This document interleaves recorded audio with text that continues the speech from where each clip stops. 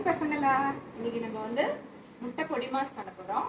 முட்டை பொடி மாஸ் வந்து வெறும் வெங்காயம் மட்டும் போட்டு பண்ணலாம். அது நம்ம இன்னைக்கு வந்து கொஞ்சம் ஹெல்த்தியர் வருஷன் என்னன்னாக்கா கேரட்டும் கேபேஜ் ரெண்டும் போட போகிறோம். போட்டு ஒரு முட்டை பொடி மாசு. இது வந்து சாதத்துக்கெல்லாம் தொட்டுட்டு சாதம் நல்லாயிருக்கும். புளிக்குழம்பு அந்த மாதிரி கொஞ்சம் ஸ்பைசியான குழம்புக்கெல்லாம் இந்த முட்டை பொடி மாசு இருந்துச்சுன்னா போதும். இது வந்து நீங்கள் வெறும் வெங்காயம் பொடி கூட செஞ்சுக்கலாம். வெஜிடபிள்ஸ் இருந்தால் வெஜிடபிள்ஸ் போட்டுக்கலாம். இன்னும் கேப்சிகம் போட்டுக்கலாம், நல்லாயிருக்கும்.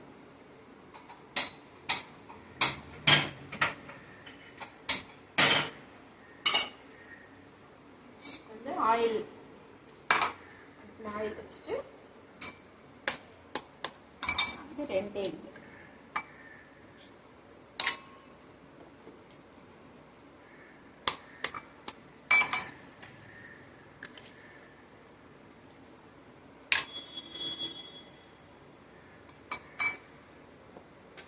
வந்து இது போட்டுக்கணும்.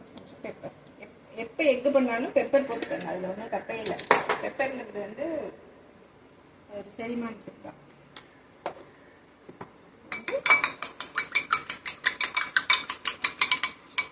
கலக்கி வச்சுக்கோங்க.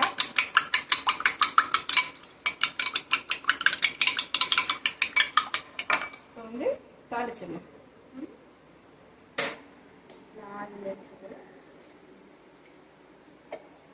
விட்டுட்டு சோம்பு போட்டுக்கணும். சோம்புத்தூள் அடுப்பில் வச்சுட்டு கருவேப்பிலை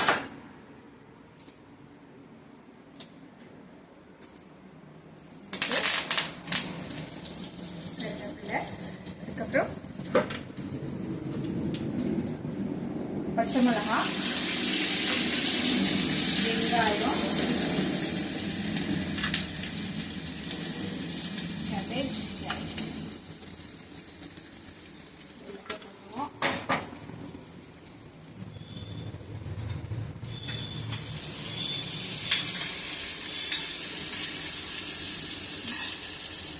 நம்ம ஆல்ரெடி எக்குக்கு வந்து உப்பு போட்டாச்சு. இதுக்கு காய்கறிகளுக்காக கொஞ்சம் லைட்டா இந்த காயெல்லாம் ரொம்ப வேகணும்னு அவசியம் கிடையாது. கொஞ்சம் ஆஃப் பாயில் ஆனால் போதும்.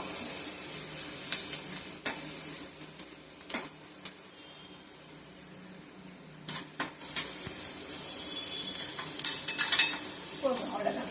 ஒரு ஆஃப் பாயிலாக இருந்தால் போதும். ஏன்னா நம்ம பொடியாக தானே நறுக்கியிருக்கோம். இப்போ வந்து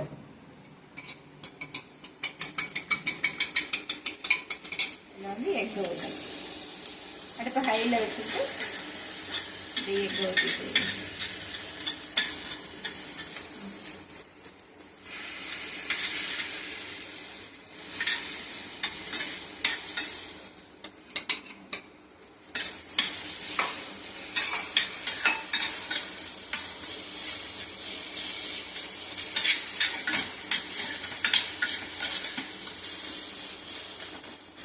நல்லா கலக்கி விட்டு போயிருக்கோம்.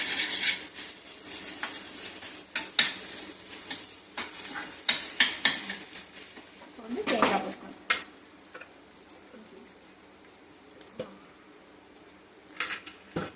கொத்தமல்லி தலை இல்லை, கொத்தமல்லி இருந்தாக்கா கொத்தமல்லி போட்டு இறக்கிடலாம். அடுப்பு ஆஃப் பண்ணிடலாம். இந்த சூட்லேயே அது வந்து